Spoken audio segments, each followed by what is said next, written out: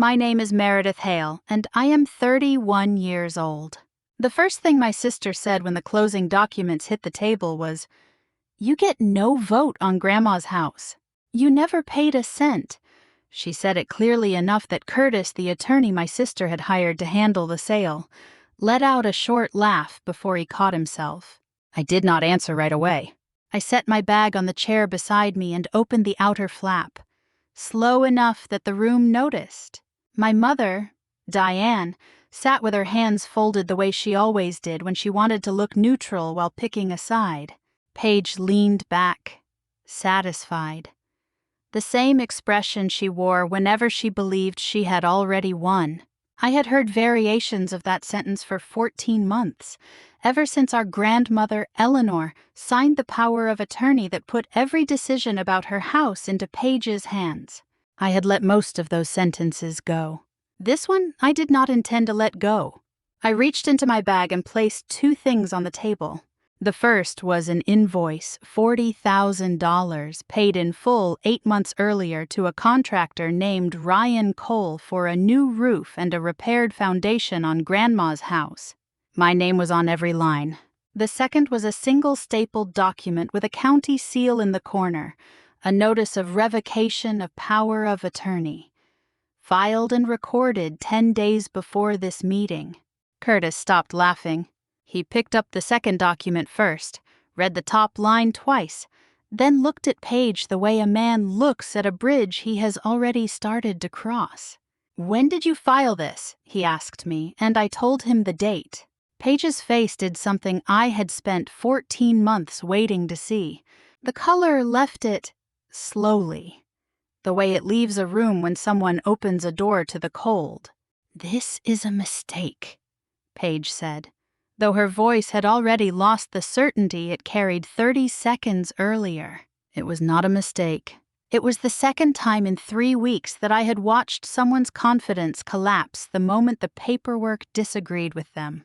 Before I explain what that revocation stopped, and why I had already reported my own sister to the county, I want to ask you something. What time is it where you are right now? And what does the sky look like outside your window? I like knowing how far a story like this one can travel before I get to the part that still keeps me up some nights. 14 months earlier, none of this seemed possible. Grandma Eleanor had lived in that house for over 40 years, a low ranch house on Aldermore Lane on the edge of Springfield, Ohio. The kind of house where the linoleum in the kitchen had been replaced twice, but the oak table never had. My grandfather, Walter, had bought it the year he married her, back when he still worked for the county recording deeds and plats for a living. I spent most of my childhood summers at that table while he taught me how to read a property record the way other kids learn to read a box score. He would spread deed copies across the oak surface and ask me to find the mistake hidden somewhere in the chain of title, a wrong parcel number, a signature dated after a death, a legal description that did not match the plat map. I thought it was a game. I did not know yet that it was training. One Sunday, when I was maybe 11, I found an error he had planted on purpose in the stack. A deed where the notary's commission had expired 2 years before the date of signing. I remember announcing it too loudly, proud of myself, and my grandfather leaning back in his chair instead of praising me right away. "Paper does not lie on its own," he said. "People just count on nobody checking it twice. Your job, if you ever do this for real, is to be the person who checks." I did not understand yet why he sounded almost sad when he said it, as if he had already seen more than once in his career. What happened to families when nobody was that person? I understand it now every time I open a file that somebody hoped nobody would check twice. And I understood it most of all the day I opened one with my own grandmother's name on it. He died when I was 19. I finished college and took a job at a title insurance company 2 years later, the kind of job people ask about once and then forget, because nothing about examining title records sounds interesting until the day it matters. My family called it paperwork. Paige called it playing detective with boring folders at every holiday dinner for a decade. I let her have the joke. It was easier than explaining that I had learned, slowly and on purpose, exactly the skill that would let me protect the one thing my grandfather actually left behind. Grandma Eleanor started forgetting things the winter I turned 30. Small things at first: a missed dentist appointment, a pot left on the stove, the same story told twice in one visit.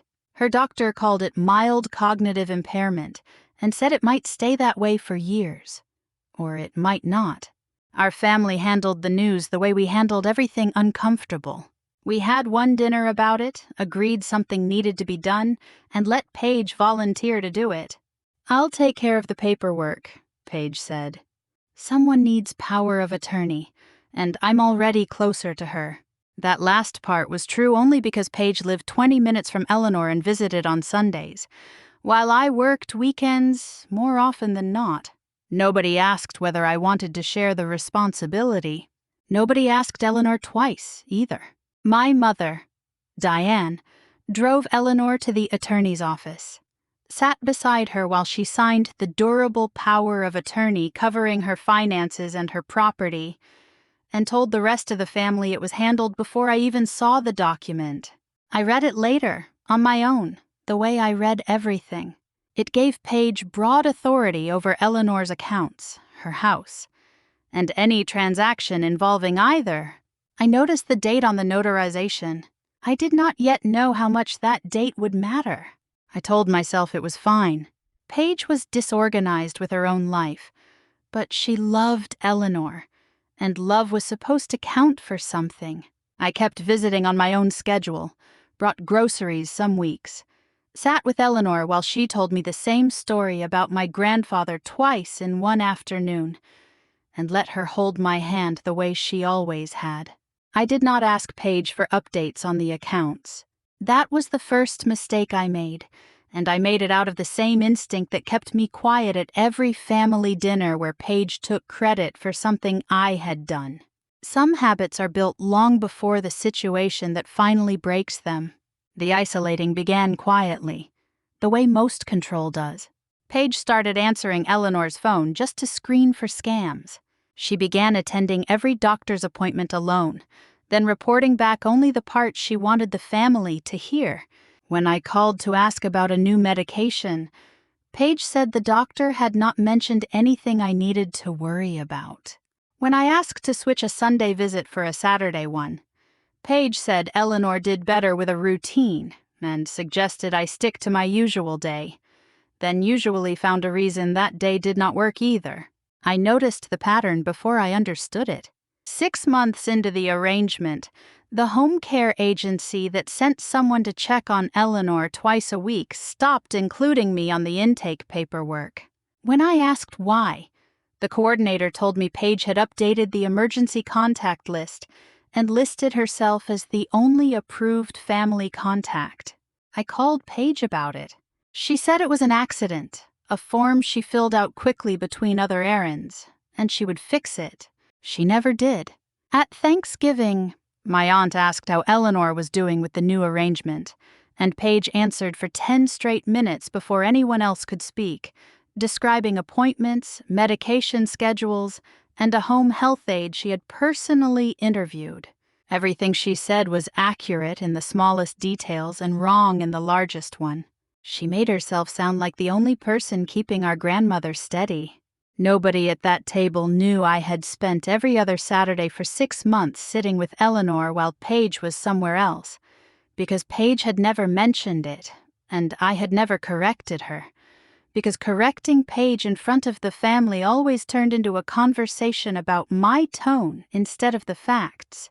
Once, I drove out on a Wednesday evening without calling ahead. Because Eleanor had sounded tired and repetitive on the phone that morning, in a way that worried me, Paige's car was already in the driveway. When I knocked, it took almost a full minute for anyone to answer, and when Paige opened the door, she stood in the gap rather than stepping back to let me in. "She is resting," Paige said.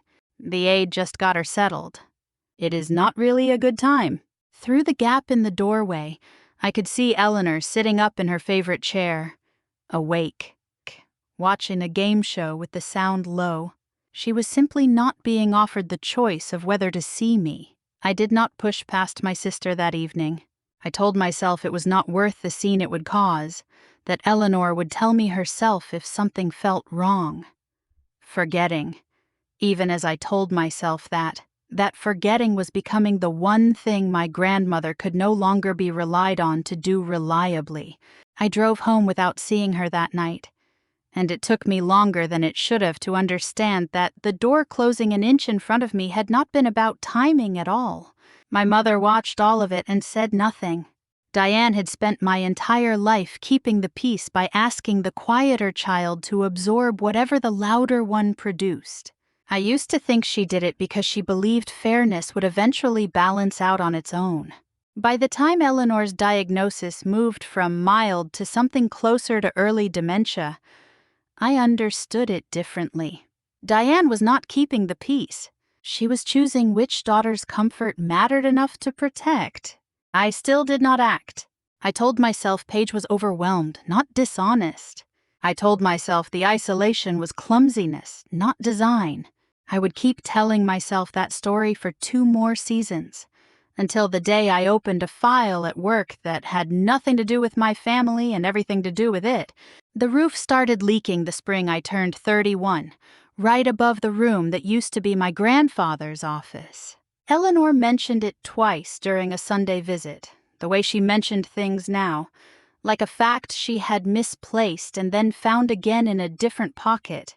I called a contractor myself, a straightforward man named Ryan Cole, who had redone a neighbor's foundation the year before, and asked him to look at both the roof and the foundation crack Eleanor had also mentioned. His estimate came back at $41,000. I negotiated it down to an even $40,000 and paid it myself, in full, directly to his company, the week before the work started. I did not tell the family.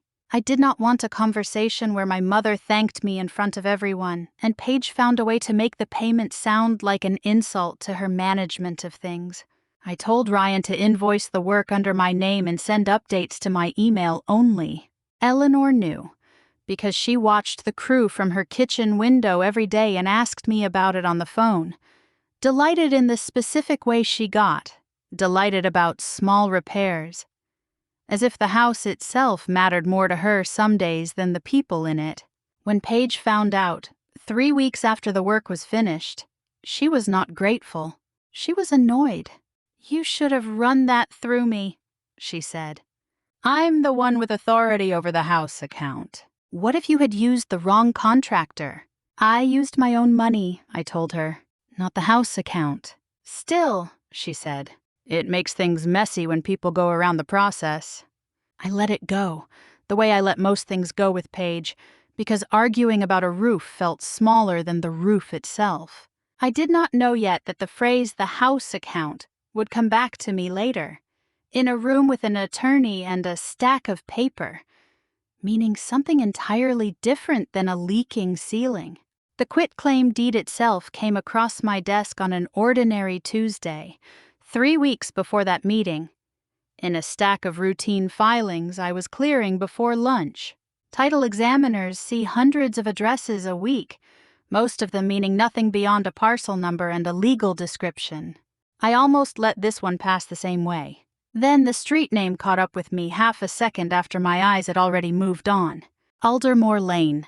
I pulled the full file instead of skimming it. The deed transferred a partial interest in the property, not the whole title. Structured the way people structure things when they want a transaction to look smaller than it actually is. The grantor's signature matched Eleanor's on file well enough to pass a casual glance. But I had spent a childhood learning to notice the things a casual glance missed. The pen pressure changed halfway through her last name. The kind of hesitation that shows up when someone is signing something they do not fully understand, or something they are being guided through, line by line. I did not confront anyone that afternoon. I requested Eleanor's most recent neurologist notes instead.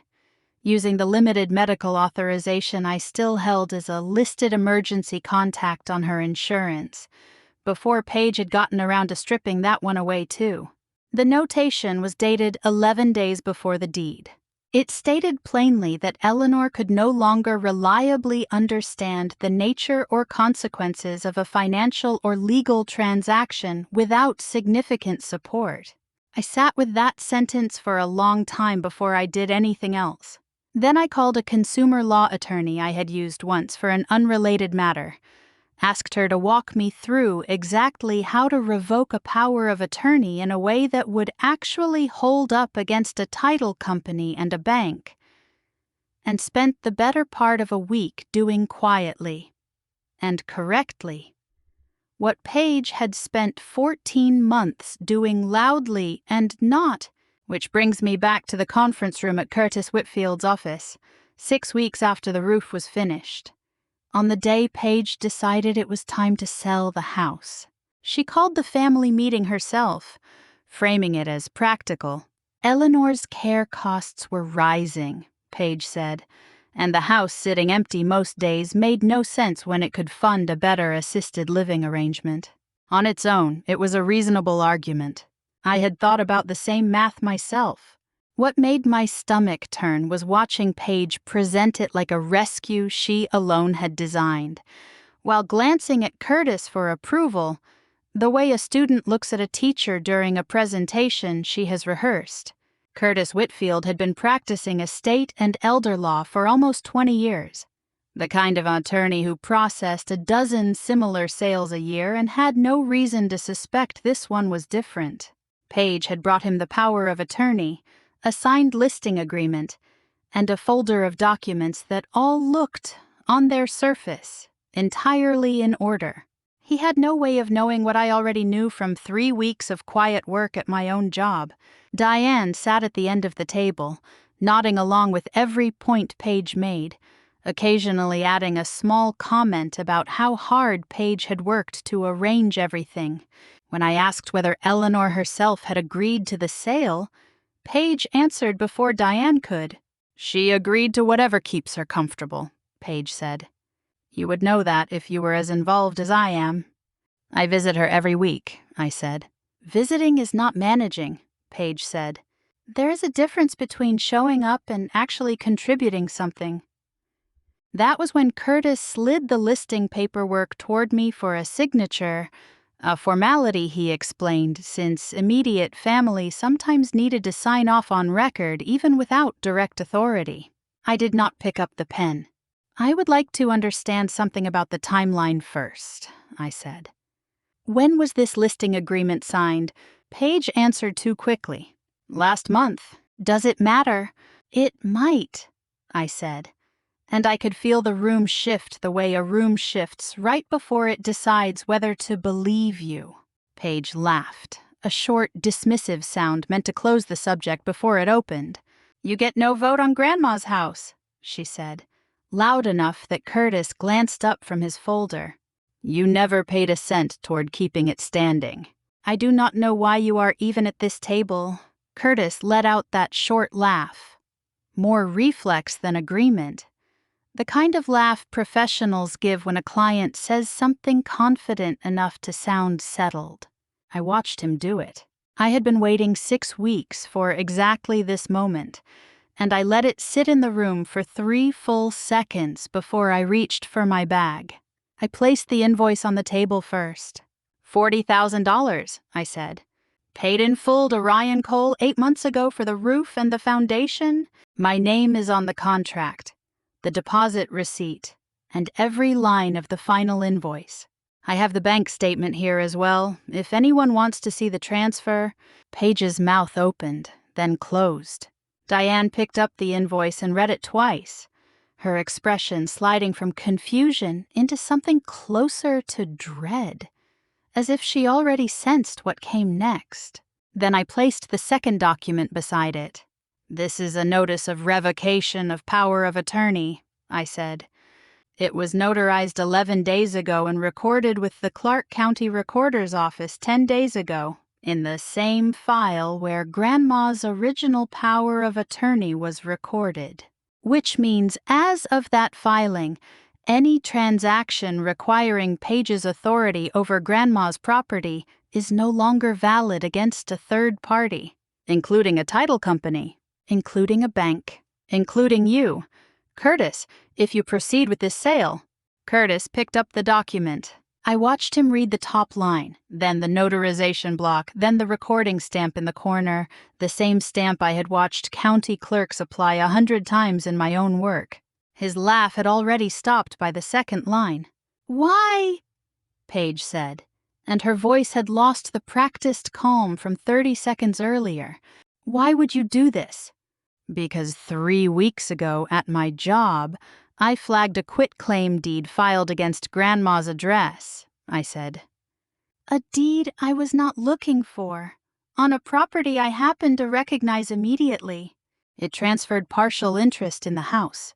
The notarization date on that deed falls 11 days after Grandma's neurologist noted, in her own chart, that she no longer had the capacity to understand or consent to a legal transaction of that kind. The room went quiet in the specific way a room goes quiet when everyone is doing the same math at once. "That is not what that deed is," Paige said. "You do not even know what you are looking at." "I know exactly what I am looking at," I said. "It is my job to know, and once I saw Grandma's name on a document I had not been told about. I had 2 options. I could call you and ask you to explain it, and give you time to fix the paperwork before anyone else saw it. Or I could report what I found and let the record speak before you had the chance to correct it. I chose the second option because I have spent 14 months watching you decide what version of things this family gets to hear. And I was not going to let Grandma's house become one more thing you got to explain away after the fact." Curtis set the invoice and the revocation notice side by side, then looked up at Paige with an expression that had nothing professional left in it. "I need to pause this closing," he said. "Effective immediately, given a filed revocation and a documented capacity concern tied to a separate deed. I cannot proceed with any transaction under this power of attorney, and frankly, I need to review what else has moved through this file that I was not told about." Paige's face drained of color the way mine never had, not once, in 14 months of being told I did not count. "This is insane," Paige said. "I have been the one holding this family together for 14 months, and you are going to blow it up over paperwork." "You held the paperwork," I said. "That is not the same thing." That might have been the end of it, if Harold had not been sitting in the waiting room. Harold Whitcomb was 74 years old, and had been Grandma's closest friend for almost 30 years. A retired accountant who used to review her modest investments over coffee every few weeks, long before anyone used the phrase power of attorney in our family. He had asked to come to the meeting, and Paige had agreed, mostly because she assumed a family friend his age would sit quietly and nod.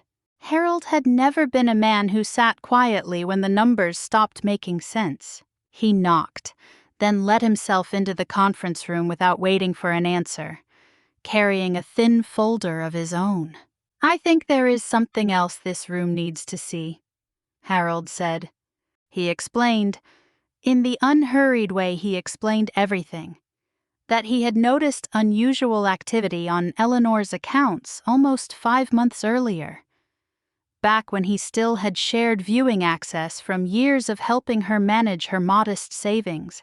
A home equity line had been opened against the house, $60,000, drawn down in 3 transfers over 6 weeks. He had assumed at first it was for Eleanor's care. Then he had asked Eleanor about it directly, and she had no memory of signing anything, no memory of a loan, no memory of a conversation about her house being used as collateral for anything at all. "I did not want to accuse anyone without being certain," Harold said, sliding the statement across the table toward Curtis. "So I kept my own copies and I waited." Paige's voice rose for the first time that afternoon.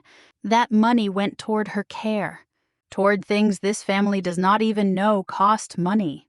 A better aid, medication insurance, does not cover things like that.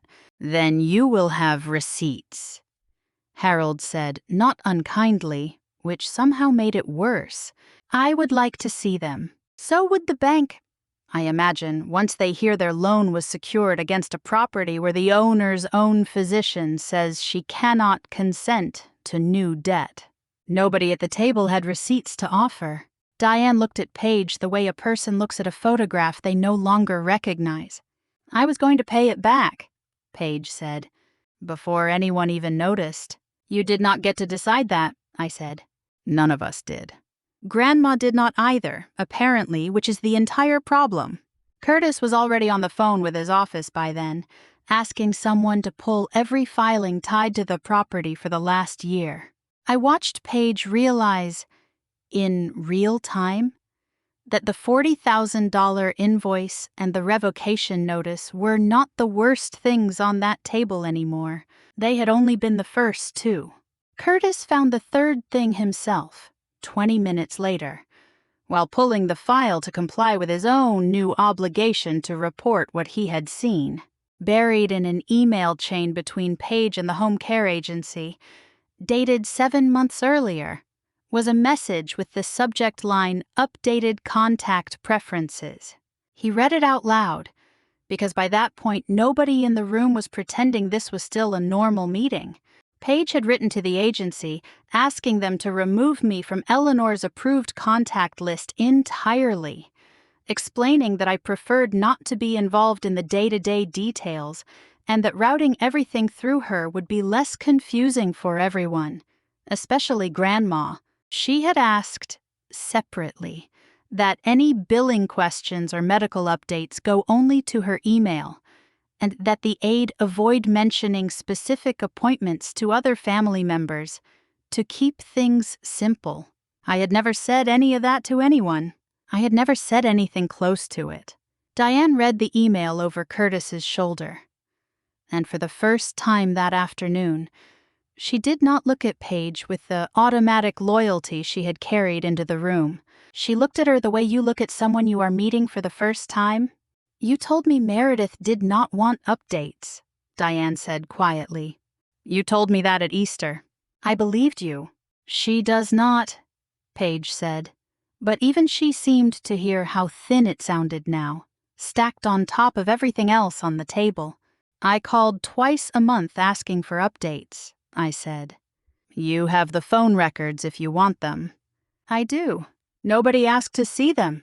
Nobody needed to anymore. The invoice, the revocation, the loan statement. And now this email were no longer separate surprises. Piece by piece, over 14 months. Paige had built a version of our family where she alone controlled what Grandma needed, what I was told, and what everyone else believed about both. Curtis ended the meeting within the hour. He confirmed the sale could not proceed under Paige's authority, noted for his own file that he would be reporting the capacity concern to the appropriate state agency given his obligations as an attorney handling an elder client's affairs, and recommended, without much diplomacy left in his voice, that the family retain independent counsel before anyone touched Eleanor's finances again. Adult Protective Services opened an inquiry within the week, prompted by both Curtis's report and my own, which I had filed the same day I recorded the revocation. An investigator interviewed Eleanor twice, gently, and interviewed me, Harold, and eventually Paige as well. The lender behind the home equity loan froze further disbursement once notified of the capacity concern and the recorded revocation, and opened its own internal review of how the loan had been approved in the first place. Paige was asked formally this time to account for the $60,000. She produced receipts for less than $9,000 of it, most of them legitimate, a few of them for expenses that had nothing to do with Eleanor at all. The rest, she said, she intended to repay over time. Nobody in the family offered to help her figure out how. She was not arrested. Cases like this one, inside families, rarely end that dramatically. and I had stopped expecting a courtroom scene the moment I filed the paperwork. What she lost instead was quieter, and I think harder for her to survive. The lender required a court-appointed guardian to review Eleanor's finances going forward. The power of attorney Paige once held was formally terminated, not just by my revocation but by a judge, who cited both the undisclosed loan and the contact restriction as evidence that Paige's judgment could no longer be trusted with someone else's decisions. For the first time in 14 months, nobody at any table was arguing about who deserved credit. They were simply trying to understand how much damage had already been done and how to stop any more of it. The messages started before I even reached my car that afternoon. Diane texted first, asking me to come back inside and finish the conversation like adults. Paige texted twice, then called, then sent a voice message accusing me of staging the entire afternoon to embarrass her in front of a stranger, meaning Curtis, who had known our family for exactly 90 minutes by then. My father, who had said almost nothing in that conference room, wrote a single line asking whether I understood what I had just done to Paige's reputation. Nobody asked what had been done to Grandma's house. Or to Grandma. I turned my phone face down on the kitchen counter and made dinner for one, and slept better that night than I had in over a year. In the morning, there were 31 messages waiting, most of them written as if the last hour of that meeting had happened to Paige instead of because of her. I read every one of them before I answered any of them, and then I answered none of them, because for the first time in 14 months, the facts in that conference room were doing their own work without any help from me. 3 weeks later, Harold asked the family to meet at his own kitchen table instead of an office, saying he thought Eleanor's house had seen enough closed doors for 1 year. He brought a folder thicker than the one from the conference room. Not evidence of theft this time, but a quieter kind of record, a list, built from his own memory and a handful of old emails he had kept without any particular plan for using them. Of moments over the past decade when Paige had rearranged the truth to her advantage. The trip she claimed I had canceled at the last minute, when in fact she had given me the wrong departure date, and then called me unreliable to the rest of the family for missing it. The scholarship fund for our cousin's tuition that Paige told everyone she had organized, when the actual paperwork, still in Harold's records from his years helping manage family gifts, showed I had set it up and funded most of it myself. 11 pages in total, spanning almost 10 years, none of them about money stolen outright, all of them about credit taken and blame redirected. I am not telling you this to punish her, Harold said, sliding the folder toward Diane. I am telling you because a pattern that goes back this far does not stop on its own. It stops when the people around it decide to stop pretending they did not see it. Diane read slowly. The way someone reads something they suspect will change what they believe about the last decade of their own life.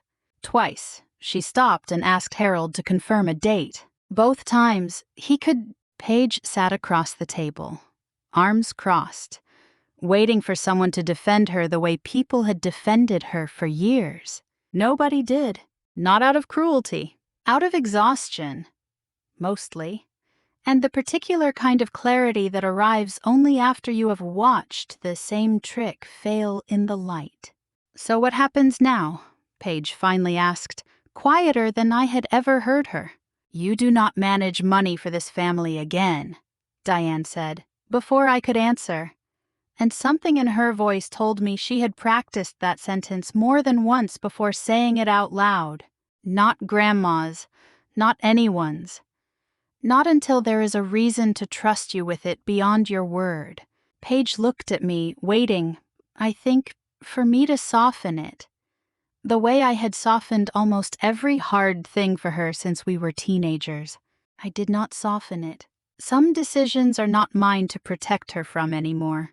The next 6 months did not look like reconciliation, At least not the kind either of us would have recognized a year earlier. Paige repaid what she could document owing to the lender in monthly installments. Arranged through a payment plan, Curtis's office helped structure as part of closing out its own involvement cleanly. She began seeing a therapist. Not because anyone forced her to, but because Diane made it clear that any future closeness depended on Paige doing more than apologizing well. Diane herself changed in ways I had not expected. She started asking questions before agreeing with either of us, checking dates and documents instead of tone, a habit that felt less like distance and more, finally, like fairness. She started small. The first time I noticed it, my aunt mentioned at a family barbecue that Paige had told her the interest rate on the loan had been unusually high. And Diane, instead of nodding along the way, she once would have asked which lender and whether anyone had actually seen the paperwork confirming the rate. Nobody had. Diane did not accuse Paige of lying that afternoon. She simply asked the family to wait until someone could confirm it before repeating it further, which was a small thing. And also the first time in my life I had watched my mother choose verification over comfort in front of other people. Paige's therapy stayed mostly private, the way it should have. What surfaced instead were the changes around it. She stopped volunteering to organize things by default, waiting to be asked, and sometimes still not offering even then. She sent Diane a monthly summary of her repayment progress without being asked twice, a habit Harold quietly confirmed was accurate each time he checked. None of it undid 14 months in 6. It simply gave the family something more reliable to measure her by than the story she told about herself, which had been, after all, the entire problem from the beginning. Eleanor's care did not come from selling the house. A court-appointed guardian, working alongside Harold, restructured her finances enough to cover an in-home aid 5 days a week, funded partly by the equity that remained once the fraudulent portion of the loan was resolved, and partly by long-term care coverage nobody had bothered to check whether she had. She kept her ranch house on Aldermore Lane, the oak table, the linoleum floor replaced twice. The room that used to be my grandfather's office. Some mornings she still forgot what year it was. She never once forgot that the house was hers. I visited her the week after the meeting, half expecting her to ask why everyone had been arguing in her kitchen the week before, the way she sometimes replayed conversations out of order. Instead, she patted the chair beside her at the oak table and told me, with more clarity than she had managed in months, that she remembered signing something in a hurry once. A man she did not know, standing close enough that she felt she could not ask questions. She could not tell me when it was, or what the paper said, only that she had not liked the feeling and had not known how to say so. I did not correct the timeline for her, and I did not need to. What she remembered was the feeling underneath the fraud, the sense of being moved through a decision faster than she could hold on to it. And that was more than enough to confirm what the medical notes had already told a courtroom. I held her hand the way she used to hold mine, and told her the house was hers, and would stay hers, and that nobody would ask her to sign anything again without me sitting right beside her to make sure she understood every line of it. "Your grandfather would have liked that," she said. "You sitting beside me with the paperwork." Then she asked me, for the second time that visit, whether I had eaten anything yet, the way she always did, as if feeding me was the one form of protection she had left to offer, and the only one she never once forgot how to give. Paige and I did not speak for the first 2 months. When we finally did over coffee, she asked for rather than one I arranged. She did not bring an envelope or an excuse. She said she had read Harold's pages twice and did not recognize herself in some of them, which she found harder to sit with than she expected. "I keep going back to what I said in that conference room," she told me. turning her cup slowly on the table without drinking from it. Not the loan, not even the email, just that one sentence about the vote and the cent. I have replayed it so many times I can hear exactly how I sounded. I regret saying it more than I regret almost anything else I did that year. I told her I believed that. I also told her I was not ready to hand her anything that mattered again. Not money, not information, not the benefit of the doubt I used to give away for free. She said she understood. I did not know yet whether she meant it. I only knew that, for the first time in 14 months, she had stopped asking me to pretend that she did. 6 months after that afternoon in Curtis's conference room, Diane invited the family back to Grandma's house for dinner. The first time anyone had gathered there since the meeting that nearly cost Eleanor her home. There was no photographer this time, no seating chart, nothing to argue over. Just the oak table, 6 chairs, and a pot roast Diane had made herself. Paige arrived early and helped set the table without being asked, then sat without moving anyone's place card. When the serving dish came around, she passed it to me first, the way you might extend something small on purpose. Not to erase what happened, but to mark that she remembered it. I did not mistake the gesture for forgiveness. I accepted it anyway. Later, while Harold walked Eleanor slowly around her own garden, pointing out which roses had survived the winter, Diane sat beside me on the porch steps. "I keep thinking about what would have happened if you had not caught that deed," she said. I had thought about it too, more than once, in the weeks after the meeting. I thought about how easily 14 months of quiet compliance could have turned into a house sold out from under a woman who no longer had the words to object, and a family that would have called it practical instead of asking why nobody had questioned it sooner. "You would have found some other way to explain it," I told her, not unkindly. "That is what we are good at in this family. Explaining things instead of stopping them." She did not argue. That, more than any apology she had given me since the meeting, felt like the truth finally landing somewhere it could do some good. I used to believe that staying quiet was the price of keeping a family together. I have since learned that some silences do not keep anyone together. They only decide quietly and without a vote who gets protected and who gets left to pay for it. Grandma's house is still standing on Aldermore Lane because somebody finally refused to let the quiet decide that for her. I did not win back my sister's honesty that day in the conference room, and I am not certain I have it fully now. What I won was smaller, and I think more durable. Nobody in my family gets to speak for Grandma anymore without her signature on the page. So I will ask you what I asked that room the day I stopped explaining myself and started proving it instead. If the quietest person in your family could no longer speak for themselves, who would you trust to speak for them? And would that person survive the paperwork the way I made my sister survive hers?